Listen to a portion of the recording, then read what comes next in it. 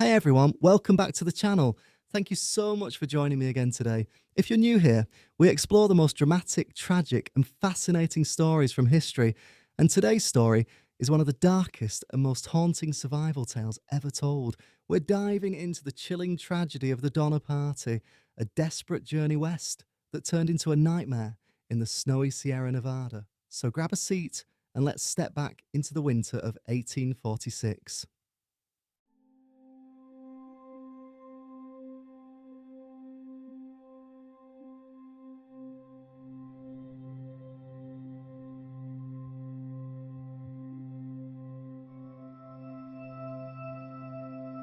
In the mid-1800s, America was gripped by a fever, a restless hunger to expand westward.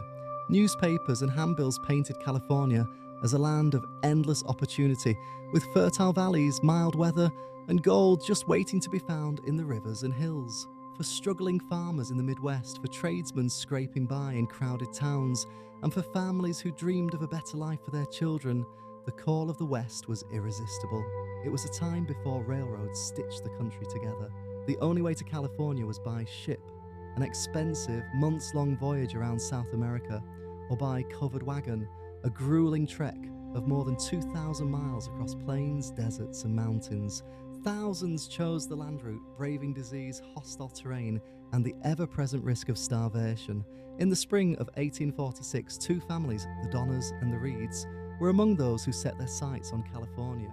George Donner, a 62-year-old farmer from Illinois, was respected and steady, the kind of man other pioneers trusted to lead. With him was his wife, Tamsen, known for her intelligence and quiet strength, and their children. Travelling with them was James F. Reed, an ambitious businessman with big dreams of fortune in California, along with his wife, Margaret, and their children. They weren't alone. Dozens of other families, single men seeking opportunity, and children who had no choice but to follow their parents all gathered their wagons, oxen, and supplies, preparing to leave Independence, Missouri, the gateway to the West. For many, it was a journey of hope. They pictured fertile farmland, new homes, and a fresh start. They said tearful goodbyes to relatives they might never see again, packed their wagons with flour, bacon, dried beans, rifles, and tools, and set off into the unknown. The long caravan creaked and groaned as wooden wheels turned onto the dusty trails that led westward. But as they departed, there was no way to know what awaited them. Of the nearly 90 souls who set out with the Donner Party, nearly half would never live to see California. Their story would become one of the most infamous tragedies in American history, not just because of the suffering they endured, but because of the terrible choices they were forced to make when hunger and desperation closed in. At the beginning, though, no one could have imagined such an ending. In those first bright days of 1846, all they carried with them were their hopes, their faith, and the dream of California, a dream that would soon turn into a nightmare.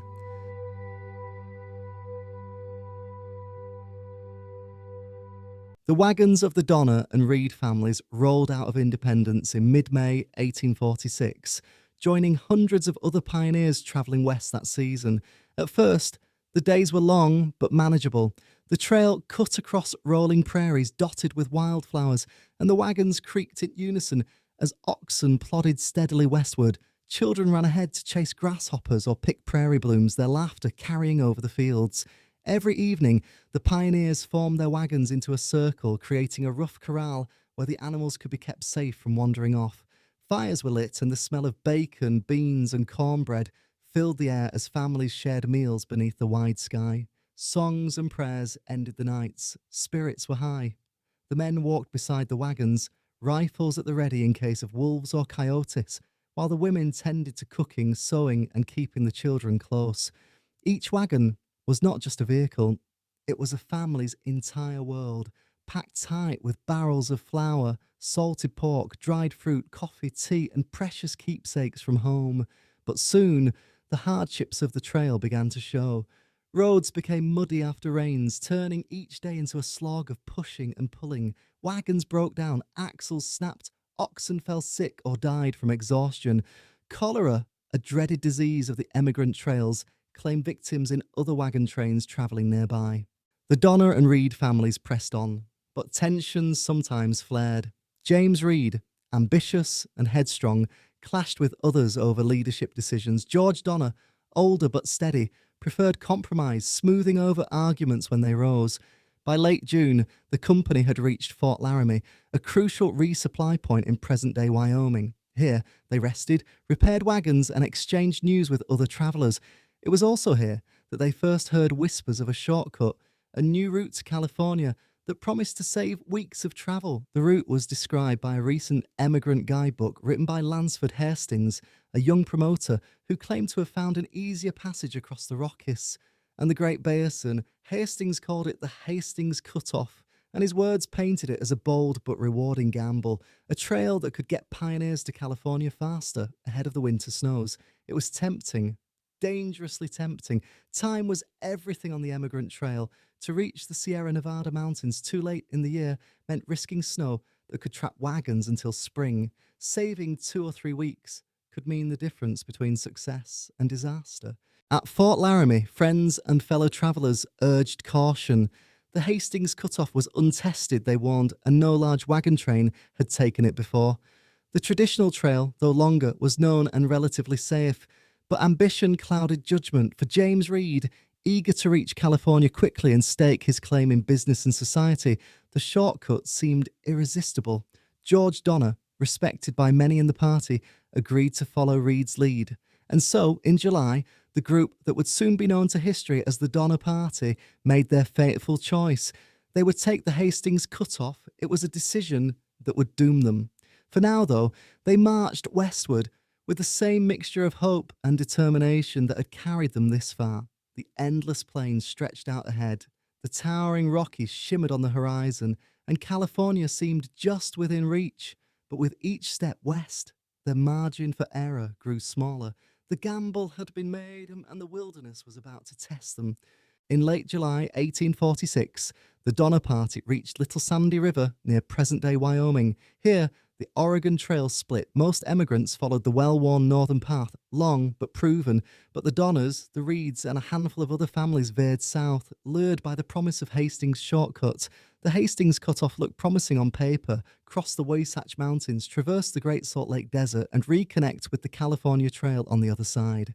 Hastings himself had written confidently that it was a fine level road with plenty of water and grass. The truth was very different. Lansford Hastings had never led a large wagon train through the route he described. His guidebook was part sales pitch, part fantasy, designed to attract settlers to California. Worse still, he wasn't even there to lead the emigrants when they arrived. Instead, he left notes pinned to trees or delivered by riders, urging travellers onward. For the Donner Party, the first warning came in the Wasatch Mountains. What had been described as an easy passage turned out to be a wilderness of tangled forests and steep ravines. Wagons had to be dismantled and hoisted up slopes with ropes or lowered down cliffs. Men chopped through thick timber for days on end. Axes rang from dawn to dusk. Progress slowed to a crawl. Each mile forward drained strength, time, and precious supplies. Tempers flared. Reed pushed hard, insisting they press on, while others began to doubt the wisdom of their decision. Even Donner, usually calm and optimistic, grew uneasy. After nearly a month of grueling labour, the emigrants emerged from the Wasatch only to find themselves staring at an even greater trial: the Great Salt Lake Desert. Hastings had described it as a manageable stretch, but in reality it was a barren wasteland of shimmering salt flats and blistering heat. On August 30th, 1846, the Donner Party began the crossing. Oxen struggled to pull wagons through the crusted salt, their hooves cutting into the hard surface. Day after day, the sun beat down relentlessly. Heat waves rippled across the horizon, creating mirages of water that never appeared. By the second day, the animals were staggering. By the third, oxen collapsed and died in the yoke. Wagons had to be abandoned in the salt. Children wet from thirst as barrels of water ran dangerously low. Families threw out furniture, clothes, even heirlooms to lighten their loads and keep their animals alive. For 80 miles, they pushed across the desert, losing livestock, supplies, and time with each step. When they finally reached the far side, exhausted and broken, they had lost nearly a month. The shortcut had cost them dearly. Now behind schedule and dangerously low on food, the Donner Party pressed forward. But the damage was done.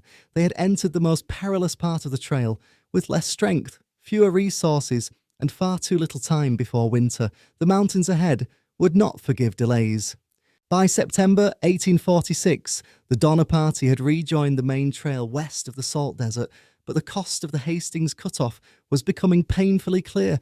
They had lost wagons, oxen, and precious weeks of travel time. Winter loomed, and with each sunrise, the Sierra Nevada mountains drew closer, a wall of granite that stood between them and California. Exhaustion and fear began to erode the unity of the group. Families who once cooperated now argued bitterly over food, animals, and the pace of travel. Hunger sharpened every word. The Reeds and the Donners still led, but disagreements boiled over into violence. The breaking point came in October, near what is now Nevada. James Reed, already viewed by some as domineering, quarrelled with fellow emigrant John Snyder while driving cattle. The argument escalated quickly, Snyder striking Reed with a whip handle. In a sudden burst of rage and self-defence, Reed drew a knife and fatally stabbed Snyder. The camp erupted in turmoil. Some demanded Reed's execution, while others argued that Snyder had provoked the fight. In the end, a compromise was reached. James Reed was banished, stripped from his family and forced to leave camp. Reed rode west alone, his wife Margaret and their children left behind to struggle without him. That night, Reed's daughter Virginia wrote in her diary about watching her father disappear into the dark. She was only 12 years old. Margaret tried to remain strong for her children, but her heart broke silently. The family was weakened at the very moment they needed strength most. Despite these tensions, the wagons crawled onward. The days grew shorter, the nights colder. Game grew scarce, and the emigrants began rationing their flour and bacon. Children grew gaunt, and mothers whispered fears they dared not voice aloud. Would they make it through the mountains before the snows? By late October, the Donner Party reached Truckee Lake at the base of the Sierra Nevada, but a sudden early snowstorm swept down, blanketing the mountains in white and sealing the passes shut. The party tried to push forward, but wagons bogged down in drifts, oxen floundered, and families were forced to retreat to the lake. They built makeshift cabins and lean-tos out of logs and canvas, but their provisions were already running dangerously low. With little game in the area and winter closing in, survival now depended on rationing what little remained. Hope flickered faintly, but inside many hearts, a chilling realization was dawning. The mountains had trapped them. The Donner Party was snowbound. By early November 1846, the Sierra Nevada mountains became an icy prison. The cabins the families had hastily built at Truckee Lake offered little warmth against the relentless snow. Within weeks, drifts piled higher than the rooftops. Winds howled through the cracks of log walls. Every breath of icy air cut like a knife. At first, the emigrants clung to hope. They rationed what food remained, scraps of bacon, flour mixed with water to form thin gruel, the occasional scrap of dried meat. Families pooled resources, mothers skipping their meagre portions so their children might eat a little more. But hunger is a merciless thief. By late November, the last of the cattle had been slaughtered. Soon, there was nothing left but hides, boiled and chewed until they turned to a bitter, leathery paste. Children grew weaker by the day. Small faces hollowed, ribs visible beneath clothes that hung loose. Many became too frail to rise from the floor. Parents tried to comfort them with whispered promises. Help will come, just hold on. But as the days dragged into weeks, those words rang emptier. At Alder Creek, 6 miles away, the Donner families were in even worse straits. George Donner, the patriarch, had injured his hand badly while repairing a wagon and now lay bedridden with infection spreading through his arm. His wife, Tamsin, tried desperately to care for him and their 5 daughters, but the family's food supply dwindled faster than she could replace it. Snowstorms cut off all possibility of hunting or foraging. One emigrant, Patrick Breen, kept a diary. His entries became shorter, darker, more desperate. No fire today. Scarce anything to eat but hides. Children crying for bread. In the cabins, desperation began to warp into grim discussions that no one dared to voice at first. Some whispered about eating the bodies of the dead. At first, it was dismissed with horror, but hunger claws away at morality as surely as frost kills the flesh. By December, With snow still falling and no relief in sight, those whispers became reality. Yet even in such darkness, moments of courage and sacrifice shone. Parents gave their last scraps of food to their children. Neighbours shared what little they had with families worse off than their own. Some still clung to faith, believing that if they could just endure one more storm, rescue would arrive. But rescue never came. Not yet. And so, on December 16th, 1846, 15 of the strongest, later known as the Forlorn Hope, strapped makeshift snowshoes to their feet and set out westward across the frozen mountains. Their mission was simple: to find help or die trying. Behind them, they left dozens of starving men, women, and children huddled in their cabins, praying for deliverance. The mountains were silent, but the choice had been made. The Donner Party was about to cross a line from which there was no return. The 15 who left Truckee Lake on December 16th, 1846, were the last flicker of hope for everyone trapped in the snow. They called themselves nothing. History would later give them the haunting name, the Forlorn Hope. Their snowshoes, fashioned from scraps of wood and oxbows, sank into the deep powder. Every step was agony. Bitter winds slashed their faces, the snow blinding and endless. Within days, their meagre food supply was gone. Hunger gnawed at them. At night, they huddled together in makeshift camps, listening to the groans of the starving and the soft cries of children. Some could go no further. Franklin Graves, an older father, gave his snowshoes to his daughters and begged them to press on without him. He collapsed in the snow, never to rise again. Soon after, another fell, then another. The dead lay frozen in the drifts. The living stared at them, their minds turning toward the unthinkable. One emigrant, William Eddy, tried to fight the thought. He urged them to push on, to resist.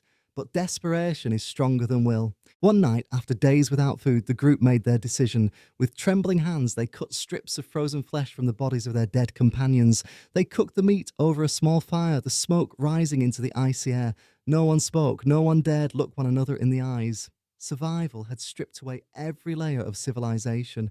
For the next 2 weeks, the Forlorn Hope staggered through the mountains, sustained by this grim diet. Some refused and starved to death. Others forced themselves to eat, ashamed but unwilling to die.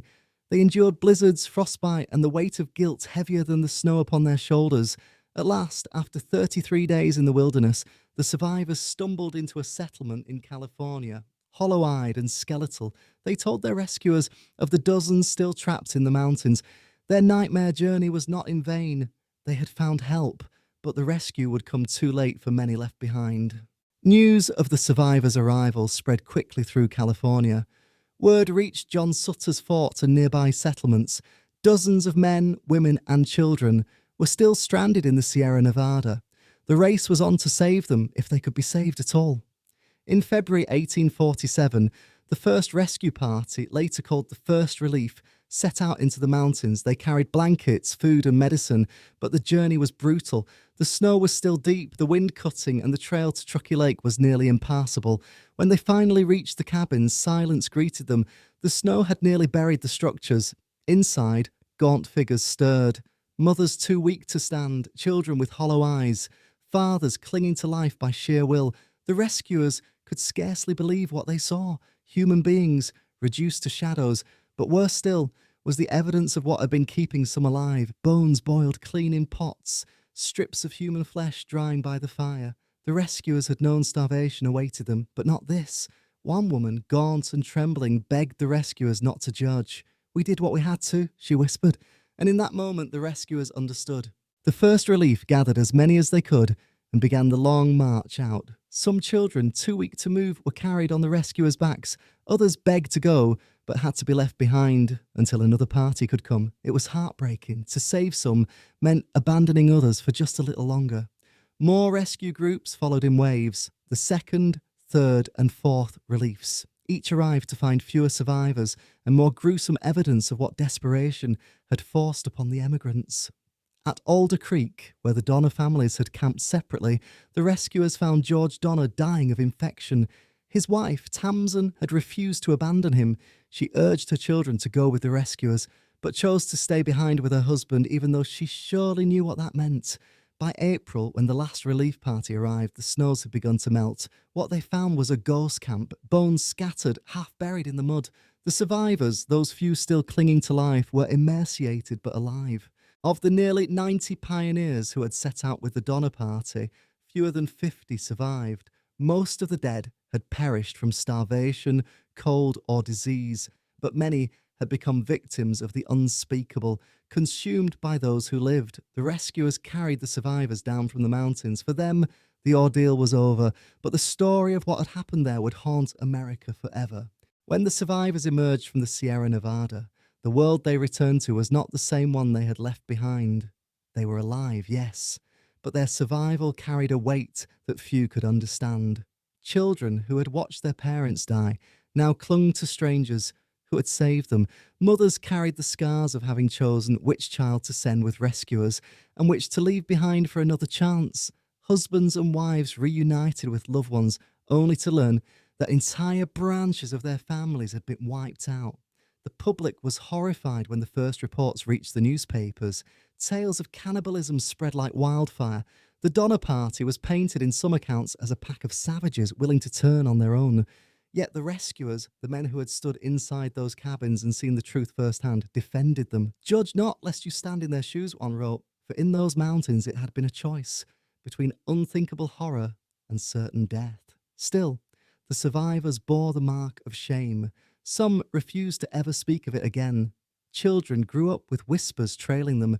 That's one of the Donner orphans. A few, like Louis Kieseberg, who was the last man pulled from the camp, became infamous. He admitted openly that he had eaten human flesh and was branded forever in the press as the cannibal of the Sierra. He lived out his days bitter, angry, and shunned.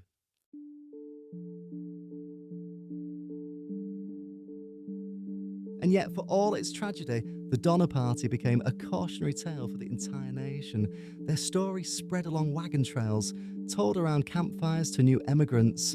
Don't leave too late, don't trust untested shortcuts, don't underestimate the mountains. For California, the Donner Party disaster highlighted just how treacherous the journey west truly was, and how desperately settlers needed safer routes and better support along the way.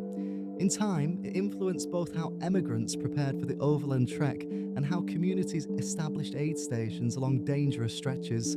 The mountains where so many had died kept their silence. The snow melted, covering the cabins, scattering the bones. Nature swallowed the evidence, but the memory lived on. By the spring of 1847, the survivors had begun new lives, some in California, some returning east. They built families, farms, and businesses, yet each carried the shadows of that winter. Some were haunted by what they had seen. Others never spoke of it again, burying the memories as deeply as the snow that had once entombed them. The Donner Party's ordeal remains one of the most harrowing survival stories in American history. A story not only of tragedy and loss, but also of resilience, sacrifice, and the brutal choices humans make when pushed beyond the limits of endurance. Their journey began with hope, the promise of a new life in the West. It ended in the mountains where survival carried a price too high for anyone to forget.